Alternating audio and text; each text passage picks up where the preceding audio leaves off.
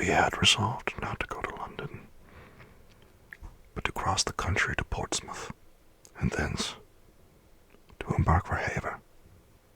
I preferred this plan principally because I dreaded to see again those places in which I had enjoyed a few moments of tranquility with my beloved Clerval. I thought with horror of seeing again those persons whom we had been accustomed to visit together, and who might make inquiries concerning an event, the very remembrance of which made me again feel the pang I endured when I gazed on this lifeless form in the inn at. As for my father, his desires and exertions were bounded to the again seeing me restored to health and peace of mind. His tenderness and attentions were unremitting. My grief and gloom were obstinate, but he would not despair. Sometimes he thought I felt deeply the degradation of being obliged to answer a charge of murder, and he endeavored to prove me the futility of pride. Alas, my father, said I, how little do you know me? Human beings, their feelings and passions would indeed be degraded if such a wretch as I felt pride. Justine, poor, unhappy Justine, was as innocent as I. As she suffered the same charge, she died for it, and I am the cause of this. I murdered her. William, Justine, and Henry, they all died by my hands. My father had often, during my imprisonment, heard me make the same assertion when I thus accused myself. He sometimes seemed to desire an explanation, and at others he appeared to consider it as caused by delirium, and that, during my illness, some idea of this kind had presented itself to my imagination, the remembrance of which I preserved in my convalescence. I avoided explanation and maintained a continual silence concerning the wretch I had created. I had a feeling that I should be supposed mad, and this forever chained my tongue, when I would have given the whole world to have confided the fatal secret. Upon this occasion, my father said, with an expression of unbounded wonder, "What do you mean, Victor? Are you mad?" "My dear son, I entreat you never to make such an assertion again." "I am not mad," I cried energetically. "The sun and the heavens, who have viewed my operations, can bear witness of my truth. I am the assassin of those most innocent victims. They died by my machinations. 1,000 times would I have shed my own blood, drop by drop, to save their lives. But I could not, my father. Indeed, I could not sacrifice the whole human race." The conclusion of this speech convinced my father that my ideas were deranged, and he instantly changed the subject of our conversation and endeavored to alter the course of my thoughts. He wished as much as possible to obliterate the memory of the scenes that had taken place in Ireland, and never alluded to them, or suffered me to speak of my misfortunes. As time passed, I became more calm. Misery had her dwelling in my heart, but I no longer talked in the same incoherent manner of my own crimes. Sufficient for me was the consciousness of them. By the utmost self-violence, I curbed the imperious voice of wretchedness, which sometimes desired to declare itself to the whole world, and my manners were calmer and more composed than they had ever been since my journey to the Sea of Ice.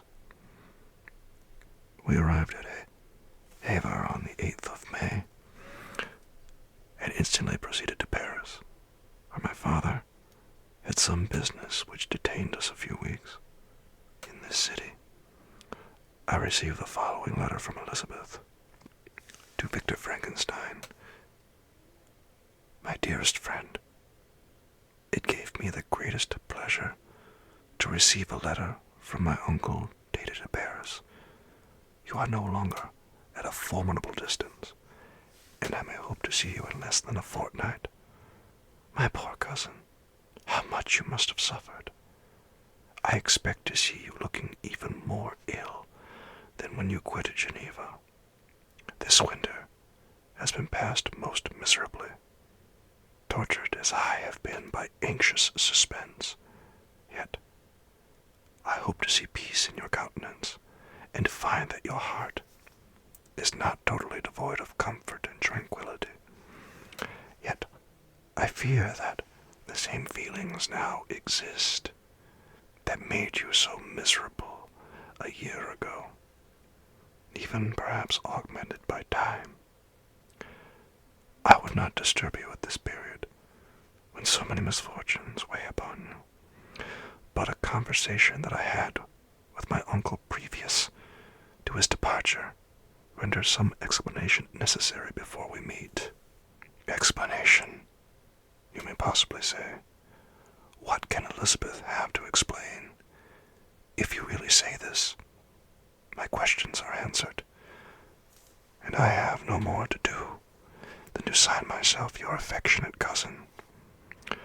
But you are distant from me, and it is possible that you may dread and yet be pleased with this explanation, and in a probability of this being the case, I dare not any longer postpone writing what, during your absence, I have often wished to express to you, but have never had the courage to begin. You will know, Victor, that our union had been the favorite plan of your parents ever since our infancy.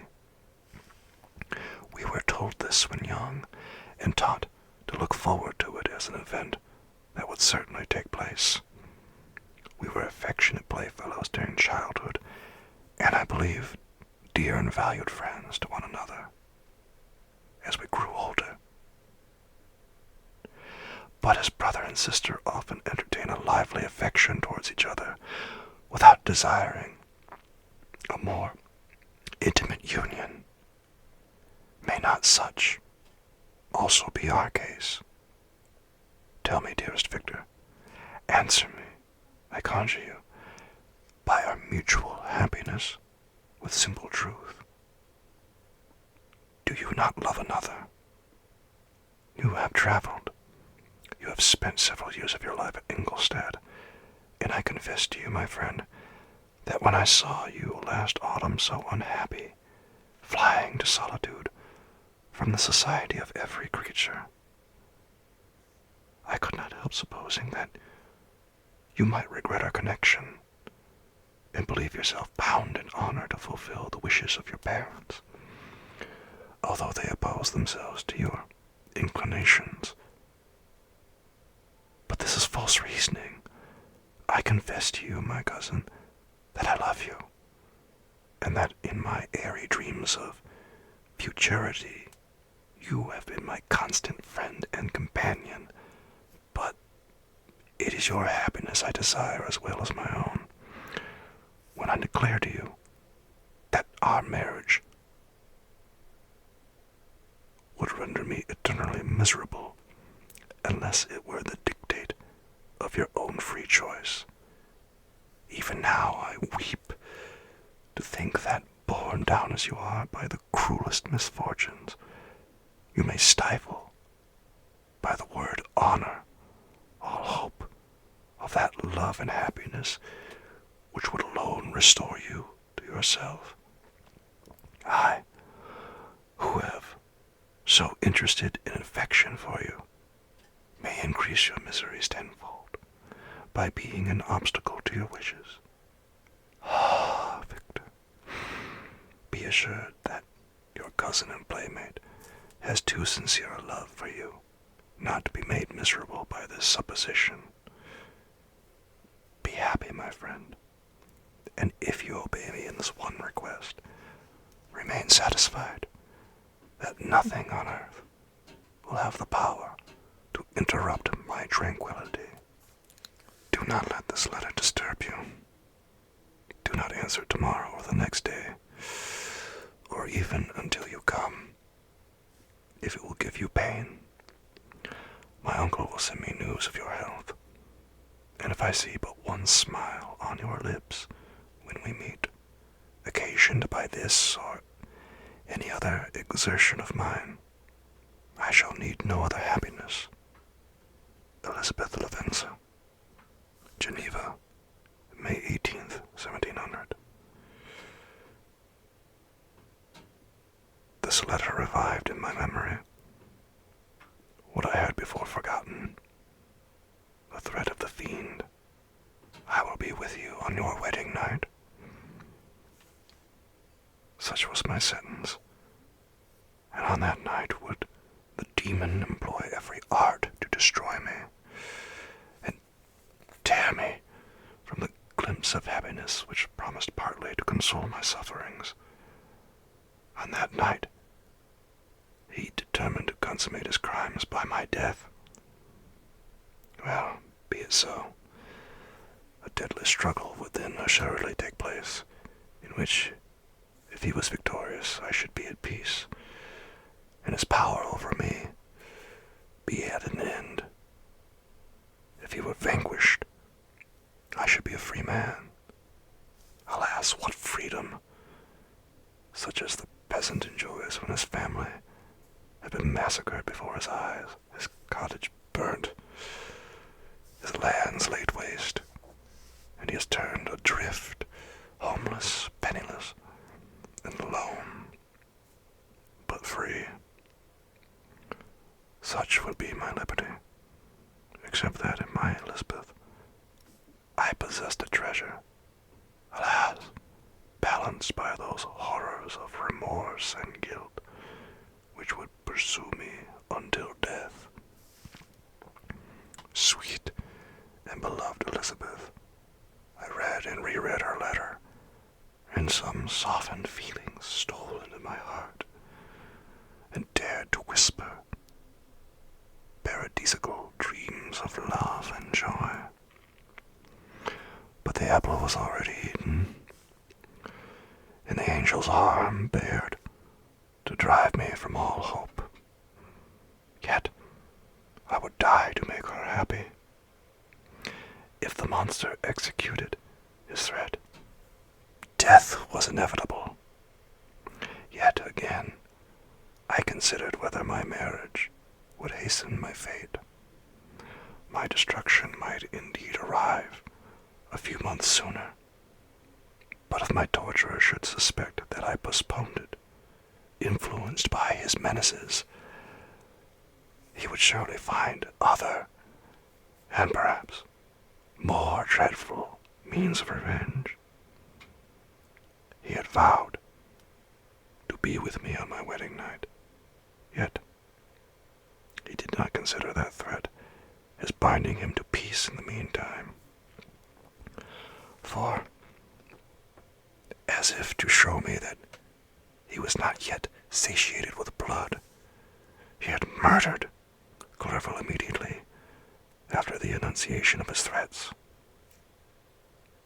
I resolved, therefore, that if my immediate union with my cousin would conduce either to hers or my father's happiness, my adversary's designs against my life should not retard it a single hour. In this state of mind, I wrote to Elizabeth. My letter was calm and affectionate. I fear, my beloved girl, I said, little happiness remains for us on earth, yet all that I may one day enjoy is concentered in you. Chase away your idle fears.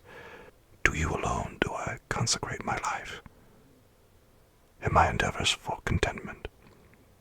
I have one secret, Elizabeth, a dreadful one.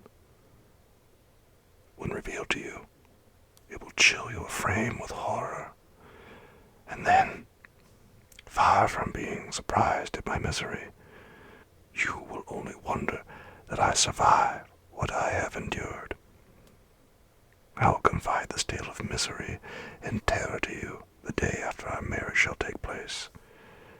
For my sweet cousin, there must be perfect confidence between us. But until then, I conjure you, do not mention or allude to it. This I most earnestly entreat, and I know you will comply. In about a week after the arrival of Elizabeth's letter, we returned to Geneva. My cousin welcomed me with warm affection, yet tears were in her eyes as she beheld my emaciated frame and feverish cheeks. I saw a change in her also. She was thinner, and had lost much of that heavenly vivacity that had before charmed me, but her gentleness and soft looks of compassion made her a more fit companion for one blasted and miserable as I was. The tranquility which I now enjoyed did not endure. Memory brought madness with it, and when I thought on what had passed, a real insanity possessed me. Sometimes I was furious and burnt with rage, sometimes low and despondent. I neither spoke or looked, but sat motionless, bewildered by the multitude of miseries that overcame me. Elizabeth alone had the power to draw me from these fits. Her gentle voice would soothe me when transported by passion, and inspire me with human feelings when sunk in torpor. She wept with me, and for me. When reason returned, she would remonstrate, and endeavor to inspire me with resignation. Ah! It is well for the unfortunate to be resigned, but for the guilty there is no peace. The agonies of remorse poison the luxury there is otherwise sometimes found in indulging the excess of grief.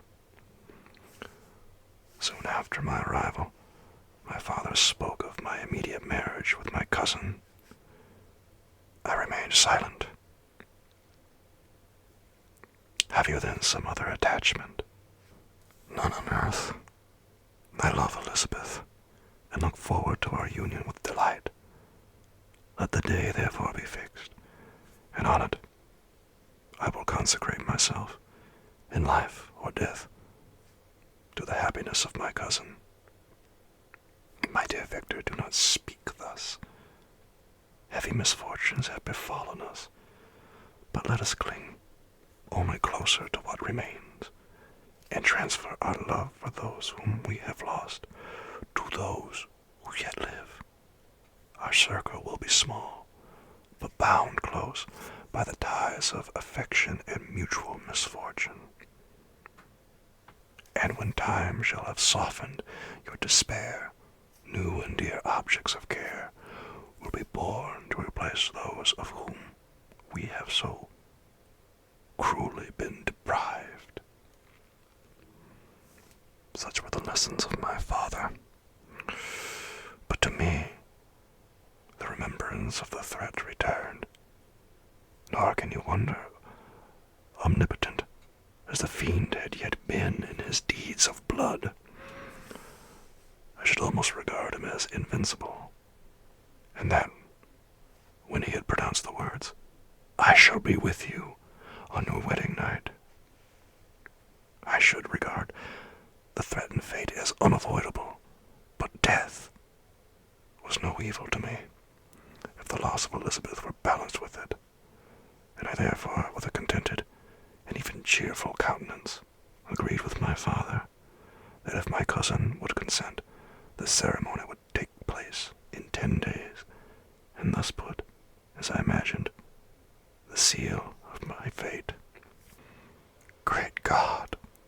If for one instant I had thought what might be the hellish intention of my fiendish adversary, I would rather have banished myself forever from my native country and wandered, a friendless outcast, over the earth, than have consented to this miserable marriage. But, as if possessed of magic powers, the monster had binded me. But, as if possessed of magic powers, the monster had blinded me to his real intentions, and when I thought that I prepared only my own death, I hastened that of a far dearer victim. As the period fixed for our marriage drew nearer, whether from cowardice or a prophetic feeling, I felt my heart sink within me. But I concealed my feelings by an appearance of hilarity that brought smiles and joy to the countenance of my father, but hardly deceived the ever-watchful and nicer eye of Elizabeth. She looked forward to our union with placid contentment, not unmingled with a little fear, which past misfortunes had impressed, that what now appeared certain and tangible happiness might soon dissipate into an airy dream and leave no trace but deep and everlasting regret. Preparations were made for the event. Congratulatory visits were received, and all wore a smiling appearance. I shut up, as well as I could, in my own heart, the anxiety that preyed there, and entered with seeming earnestness into the plans of my father, although they might only serve as the decorations of my tragedy. A house was purchased for us near Colony, by which we should enjoy the pleasures of the country, and yet be so near Geneva as to see my father every day, who would still reside within the walls, for the benefit of Ernest, that he might follow his studies at the schools. In the meantime, I took every precaution to defend my person, in case the fiend should openly attack me. I carried pistols and a dagger constantly about me, and was ever on the watch to prevent artifice, and by these means gained a greater degree of tranquility. Indeed, as the period approached, the threat appeared more as a delusion, not to be regarded as worthy to disturb my peace, while the happiness I hoped for in my marriage wore a greater appearance of certainty, as the day fixed for its solemnization drew nearer, and I heard it continually spoken as an occurrence which no accident could possibly prevent. Elizabeth seemed happy. My tranquil demeanor contributed greatly to calm her mind. But on the day that was to fulfill my wishes and my destiny, she was melancholy, and a presentiment of evil pervaded her. And perhaps she also thought of the dreadful secret which I had promised to reveal to her the following day. My father was in the meantime overjoyed, and in the bustle of preparation only observed in the melancholy of his niece the diffidence of a bride. After the ceremony was performed, a large party assembled at my father's, but it was agreed that Elizabeth and I should pass the afternoon and night at Evian, and return to Colony the next morning. As the day was fair, and the wind favorable, we resolved to go by water. Those were the last moments of my life, during which I enjoyed the feeling of happiness. We passed rapidly along. The sun was hot, but we were sheltered from raised by a kind of canopy. While we enjoyed the beauty of the scene, sometimes on one side of the lake, where we saw Mont Saleve, the pleasant banks of Montalegre at a distance surmounting all, the beautiful Mont Blanc, and the assemblage of snowy mountains that in vain endeavor to emulate her. Sometimes coasting the opposite banks, we saw the mighty Jura opposing its dark side to the ambition that would quit its native country, and an almost insurmountable barrier to the invader who should wish to enslave it. I took the hand of Elizabeth. "You are sorrowful, my love. If you knew what I had suffered, and what I may yet endure, you would endeavor to let me taste the quiet and freedom from despair that this one day at least permits me to enjoy. Be happy, my dear Victor," replied Elizabeth. "There is, I hope, nothing to distress you, and be assured that if a lively joy is not painted in my face, my heart is contented. Something whispers to me not to depend too much on the prospect that is open before us. But I will not listen to such a sinister voice. Observe how fast we move along, and how the clouds, which sometimes obscure and sometimes rise above the dome of Mont Blanc, render this scene of beauty still more interesting.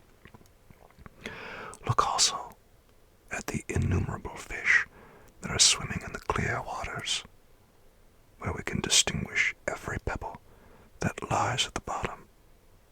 What a divine day! How happy and serene all nature appears." Thus Elizabeth endeavored to divert her thoughts and mind from all reflection upon melancholy subjects, but her temper was fluctuating. Joy for a few instants shone in her eyes, but it continually gave place to distractions and reverie. The sun sank lower in the heavens. We passed the river Trent and observed its path through the chasms of the higher and the glens of the lower hills. The Alps here come closer to the lake, and we approached the amphitheater of the mountains which forms its eastern boundary. The spire of Evian shone under the woods that surrounded it, and the range of mountain above mountain by which it was overhung. The wind, which had hitherto carried us along with amazing rapidity, sunk at sunset to a light breeze.